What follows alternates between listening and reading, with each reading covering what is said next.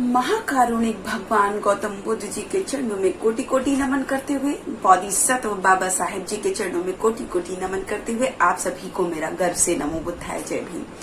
साथियों, जैसा कि हम बात कर रहे हैं बुद्ध और उनके धम्म की, तो हमारा जो तीसरा खंड चल रहा है बुद्ध की शिक्षाएं, और ये बहुत ही महत्वपूर्ण जो है टॉपिक चल रहा है और इसके बारे में हम सबको जानना बहुत ही जरूरी है कि बुद्ध ने क्या क्या शिक्षाएं दी। तो आज हम उसी तीसरे खंड के तीसरे भाग के बारे में बात करेंगे, जिसका टाइटल है धम्म क्या है। तो उसके पहले अध्याय की आज हम बात करेंगे कि जीवन की निर्मलता ही धम्म है। तो तथागत बुद्ध के अनुसार जीवन की 3 निर्मलताएं होती हैं।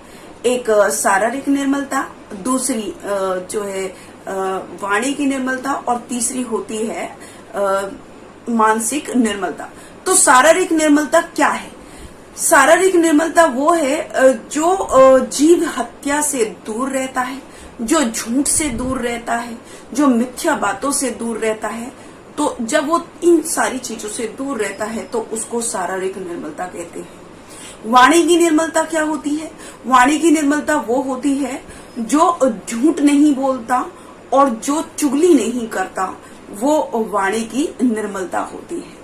इसी तरीके से मानसिक निर्मलता, मानसिक निर्मलता अब भिक्षुओं के लिए कि अब भिक्षु जो है मानसिक निर्मलता उनकी इसलिए होती है कि वो जानते हैं कि अगर वो कामोच्छेद से ग्रस्त हैं तो वो जानते हैं कि ये किस तरीके से वो ग्रस्त हैं, उनको कैसे दूर किया जा सकता है और वो भविष्य में कैसे वापस नहीं आएंगे या कैसे वो भविष्य में इस चीज से ग्रस्त नहीं होंगे। दूसरा, अगर उनके अंदर कोई दुष्प्रभाव है, कोई द्वेष है, तो वो जानते हैं कि वो किसी दुष्ट भाव से ग्रस्त हैं और उनकी उत्पत्ति कैसे हुई और उनको कैसे दूर किया जा सकता है या उनकी भविष्य में कैसे पुनरावृत्ति नहीं होगी।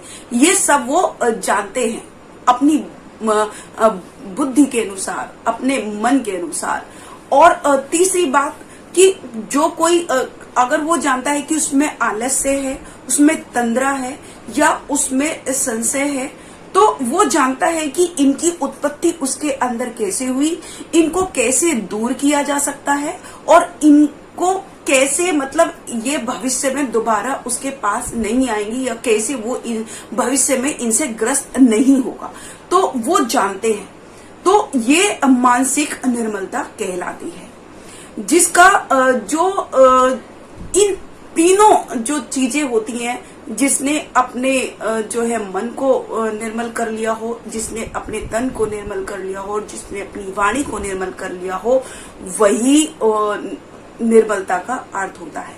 यानी कि स्वच्छ जो होता है वो स्वच्छ और निर्मलता से युक्त होते हैं वो प्राणी। और जो ऐसे प्राणी होते हैं जो हर तरह की निर्मलता से युक्त होते हैं, उनको जो दूसरे लोग हैं वो कहते हैं निष्कलंक। यानी कि जिसने सभी अकुशल कार्यों को धो डाला हो, जिसने सभी अकुशल कार्यों को से दूर हो गया हो, वो उसके जीवन में निर्मलता आती है। तो निर्मलता 3 तरह की होती है, जैसे कि वाणी की निर्मलता, शारीरिक निर्मलता और जो है मानसिक निर्मलता।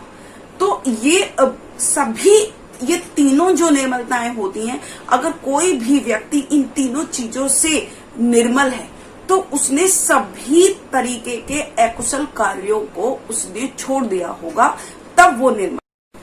तथागत बुद्ध कहते हैं कि 5 तरह की दुर्बलताएं जो है मनुष्य के ज्ञान अर्जन करने में बाधक होती हैं। और वो 5 दुर्बलताएं कौन सी हैं? एक है जीव हिंसा, एक है चोरी करना, तीसरा है व्यभिचार करना, चौथा है झूठ बोलना और 5वां जो है नशीले पदार्थों का सेवन करना। और यही 5 कारण जो है मनुष्य को निकम्मा बनाते हैं और यही उसकी विफलता का कारण होते हैं। तो जिसने भी ज्ञान अर्जन करने में इन पांचों कारणों को या पांचों दुर्बलताओं को दूर कर लिया, उसको चार तरह की स्मृति उपस्थानों की उत्पत्ति उसके लिए होनी चाहिए। कि चार तरह की जो है स्मृति उपस्थानों की उत्पत्ति होती है। यहाँ पर एक भिक्खु के लिए काया के प्रति कायानुपसना में रहकर वो विहार करता है और वो जागरूक होता है, प्रयत्नशील होता है और वो स्मृतिमान होते हैं। और जितने भी इस संसार में जो लोभ है वो और दौर में नशे पर और लोभ पर वो काबू पा लेते हैं। दूसरा जो उनको वेदनाओं के प्रति वेदनानुपत्ति उत्पन्न रहकर वो विहार करता है, वेदनानुपत्ति में विहार करता है और वो सभी वेदनाओं पर जो है काबू पा लेता है। तीसरा जो है वो भी जागरूक होता है। तीसरा जो है वो चित्त के प्रति, यहाँ एक चित्त के प्रति चित्तानुपत्ति का में रहकर विहार करता है, यानी कि उसको जो तीसरी जो उत्पत्ति होती है वो चित्तानुपत्ति होती है, तो वो उसमें रहकर विहार करता है, वो भी जागरूक होता है, वो अपने चित्त को एकाग्र कर लेता है। और चौथी जो उत्पत्ति उसको होती है वो होती है कि वो धम्म के प्रति, यानी कि धम्मानुपत्ति में विहार करता है और वो भी जागरूक होता है, वो भी प्रयत्नशील होता है और वो भी जो है स्मृतिमान होता है।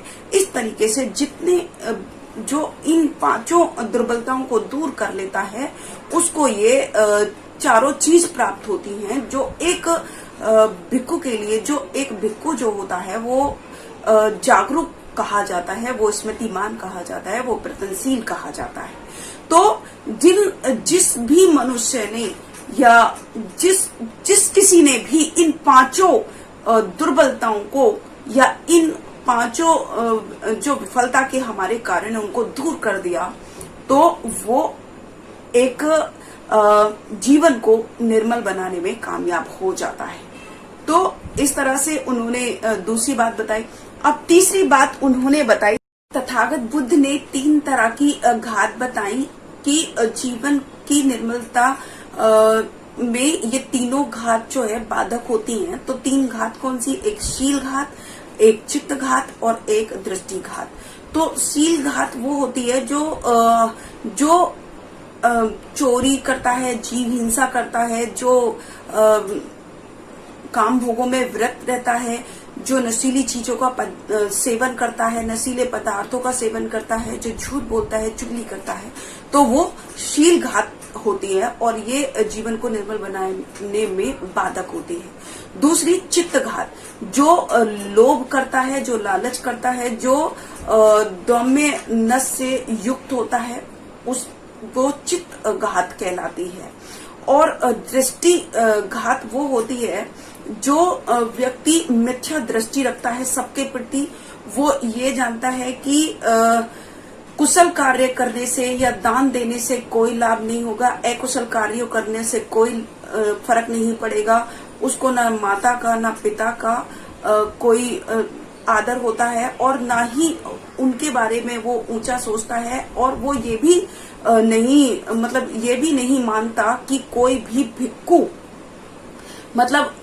अपनी ज्ञान अर्जन में सबसे ऊपर पहुंच गया और वो निब्बान के साक्षात्कार उन्होंने कर लिए या उसकी उन्होंने घोषणा की, ऐसी भी दृष्टि वो नहीं रखता है।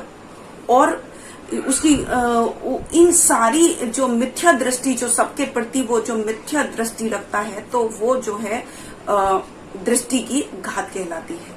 लेकिन तथागत बुद्ध ने कहा कि ये 3 तरह की घात है, हे भिक्खुओं, इन 3 तरह की घातों से दूर रहना चाहिए। फिर उन्होंने 3 तरह के लाभ भी बताए। पहला लाभ उन्होंने शील लाभ बताया। शील लाभ में वही कि जो व्यक्ति जीव हत्या नहीं करता, चोरी से दूर रहता है, जो कामभोगों से दूर रहता है, जो नशीले पदार्थों का सेवन नहीं करता, जो चुगली से दूर रहता है, उसको शील लाभ प्राप्त होता है। और चित्त लाभ दूसरा बताया उन्होंने, चित्त लाभ। चित्त लाभ उसको प्राप्त होता है जो लालच नहीं करता, जो लोभ नहीं करता किसी तरीके का, जो दौम्य नस से युक्त रहता है, तो उसको चित्त का लाभ प्राप्त होता है। तीसरा दृष्टि लाभ। जो व्यक्ति ये मानता है कि दान करने से, कुशल कार्य करने से व्यक्ति के जीवन में निर्मलता आती है, जो ये भी मानता है कि पिता और माता का क्या आदर होता है, जो ये भी मानता है कि एक भिक्खु निब्बान को प्राप्त करते हैं और वो उसका साक्षात्कार करते हैं और उसकी वो घोषणा करते हैं, तो उसको दृष्टि लाभ होता है। तो हे भिक्खुओं, ये जो है 3 तरह के लाभ है। तो तथागत बुद्ध ने जो है सबसे पहले यही कहा कि धम्म क्या होता है, और धम्म वही होता है कि जीवन की निर्मलता को बनाए रखना ही धम्म होता है। उनका पहला ये अध्याय है जिसमें उन्होंने 3 तरह की निर्मलताएं बताई थी। सबसे पहले उन्होंने बताया कि शारीरिक निर्मलता होनी चाहिए, मानसिक निर्मलता होनी चाहिए और वाणी की निर्मलता होनी चाहिए। फिर उन्होंने दूसरे में बताया कि 5 तरह की दुर्बलताएं बाधक बनती है जीवन को निर्मल बनाने के लिए, तो इन 5 बाधाओं को दूर करना चाहिए कि जीव हत्या से दूर रहना चाहिए, चोरी नहीं करना चाहिए, कामभोगों से दूर रहना चाहिए और नशीले पदार्थों से दूर रहना चाहिए, चुगली नहीं करना चाहिए। तो इन 5 तरह की दुर्बलताओं को दूर करके ही व्यक्ति अपने जीवन को निर्मल बनाता है। और 3 तरह की उन्होंने घात बताई और 3 तरह के उन्होंने लाभ बताए कि शील लाभ और चित्त लाभ और जो तीसरा हमारा बताया वो दृष्टि लाभ। तो ये सारी चीजों को अगर हम मानते हैं या अगर हम इनको प्राप्त कर लेते हैं और बुरी अकुशल कार्यों से अगर हम अपने आप को दूर कर लेते हैं, तो हम अपने जीवन को निर्मल बना लेते हैं। और यही बुद्ध का संदेश था, यही बुद्ध की शिक्षाएं थी। तो आज का जो हमारा चैप्टर है वो यही समाप्त होता है। कल फिर से एक नए चैप्टर के साथ आपके सामने उपस्थित होंगी। तब तक के लिए मैं शकुन अपनी वाणी को विराम देती हूँ और आप सभी को मेरा गर्व से नमो बुद्धाय, जय भीम, जय भारत। अगर आपने अभी तक हमारा चैनल सब्सक्राइब नहीं किया है तो सब्सक्राइब करें और घंटी का बटन बिल्कुल भी दबाना ना भूलें ताकि सभी लेटेस्ट खबरें पहुंच सकें आप पे सबसे पहले।